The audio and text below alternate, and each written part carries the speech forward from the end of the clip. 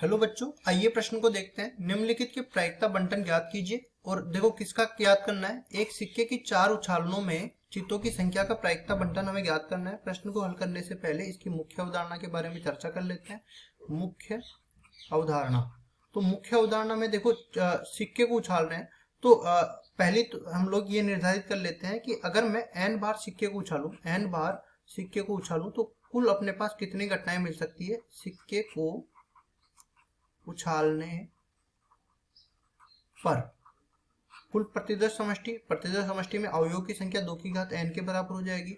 और देखो अगर मैं सिक्के को एक बार उछाल रहा हूं तो सिक्के पर दो परिणाम अपने पास प्रकट होते हैं। पहला परिणाम अपने पास चित्त जो कि h से दर्शाते हैं, दूसरा परिणाम पट जो कि t से दर्शाते हैं।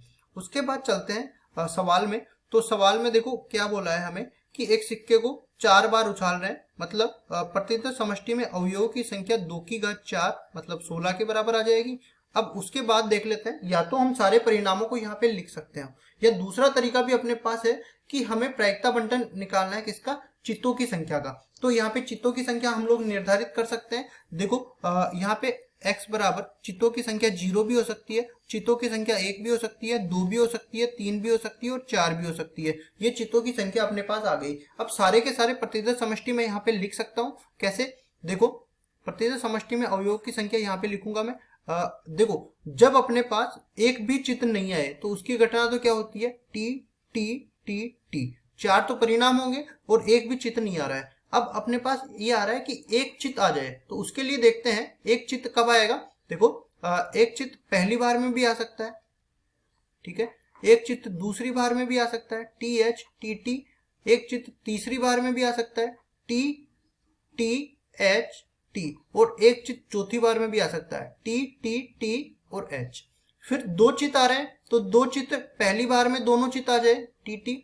फिर हम लोग कहेंगे कि दूसरी और तीसरी बार में चित्त आ जाए, ठीक है। फिर अपने पास आएगा तीसरी और चौथी बार में पटा चित्त आ जाए। तो देखो यहाँ पे तीसरी और चौथी बार में कैसे आएंगे, टी टी एच एच। अब ये तो चित्त एक साथ आ गए। अब ऐसा भी हो सकता है कि अलग अलग बार चित्त आ जाए। तो यहाँ पे देखो पहली बार में चित्त ले लूं और सबसे अंतिम बार में चित्त ले लूं। और ऐसा भी हो सकता है कि पहली और तीसरी बार में भी चित्त ले सकता हूँ, ठीक है। उसके बाद पहली या फिर एक काम कर लेते हैं, दूसरी और चौथी बार में भी ले सकते हैं। दूसरी और चौथी बार में ये ले लिया।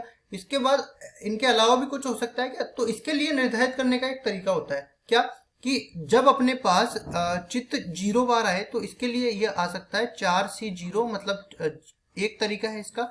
जब चित्त अपने पास एक बार आए तो इसका तरीका अपने पास किसके बराबर आता है, ये आता है 4C1, मतलब ये 4 के बराबर आता है। तो 4 हमने लिख दिए। फिर ये आ जाएंगे 4C2, मतलब 6 के बराबर आ जाएंगे। तो 6 अपने पास ये आ जाएंगे। फिर उसके बाद चलते हैं तो जब चित्त 3 बार आ जाए, मतलब पट एक बार आ रहा है तो इसके भी कितने तरीके हो जाएंगे, 4C3, मतलब ये 4 तरीके हो जाएंगे। तो यहाँ पे चारों तरीकों को लिख सकते हैं हम लोग। जब चित्त 3 बार आ जाए तो 3 बार में देखो पट पहली बार में आ जाए, ठीक है। पट दूसरी बार में आ जाए, एच टी एच एच। पट तीसरी बार में आ जाए, एच एच टी एच। और पट चौथी बार में आ जाए, एच एच एच टी। इस तरीके से ये हो सकता है। तो 4C3 4 के बराबर बताया। फिर मैंने कहा कि जो है चित्त 4 बार आ जाए तो इसके तरीके क्या हो सकते हैं, एच एच एच एच। केवल 4C4, मतलब इसका एक तरीका है। इस तरह से हमने निकाल दिया। अब देखो उसके बाद देखते हैं हम लोग इसके यादृच्छिक चर के हम लोग प्रायिकता बंटन निकालना है हमें। तो यहाँ पे तो हम लोग लिखेंगे यादृच्छिक चर का मान और यहाँ इसकी संगत प्रायिकता को लिखेंगे। तो यादृच्छिक चर का मान क्या हो सकता है, 0 भी हो सकता है, 1 भी हो सकता है, 2 भी हो सकता है, 3 भी हो सकता है और 4 भी हो सकता है। अब इसकी संगत प्रायिकता देखते हैं।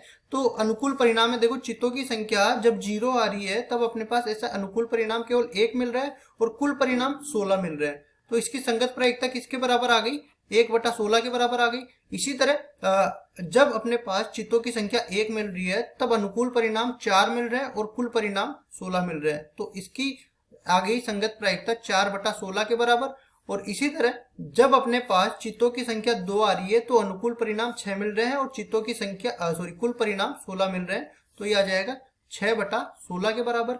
इसी तरह जब अपने पास चित्तों की संख्या 3 आ रही है तो अनुकूल परिणाम 4 मिल रहे हैं और कुल परिणाम 16 मिल रहे हैं, तो इसकी प्रायिकता आ जाएगी 4/16 के बराबर। जब अपने पास चित्तों की संख्या 4 आ रही है तब अनुकूल परिणाम 1, कुल परिणाम 16, तो चित्तों कुल संगत प्रायिकता किसके बराबर आ जाएगी? 1/16 के बराबर। अब ये तो हमने जो है प्रायिकता बंटन निकाल दिया। x जो है यादृच्छिक चर था जिसके मान 0, 1, 2, 3, 4 थे और इसके संगत प्रायिकता हमने निकाल दी। अब ये जो प्रायिकता बंटन निकाला वो सही है कि गलत है, इसके लिए निर्धारित कर सकते हैं कि ये जितने भी प्रायिकता है इनका योग करने पर हमें 1 के बराबर मिलना चाहिए। तो देखो योग करके बता देते हैं।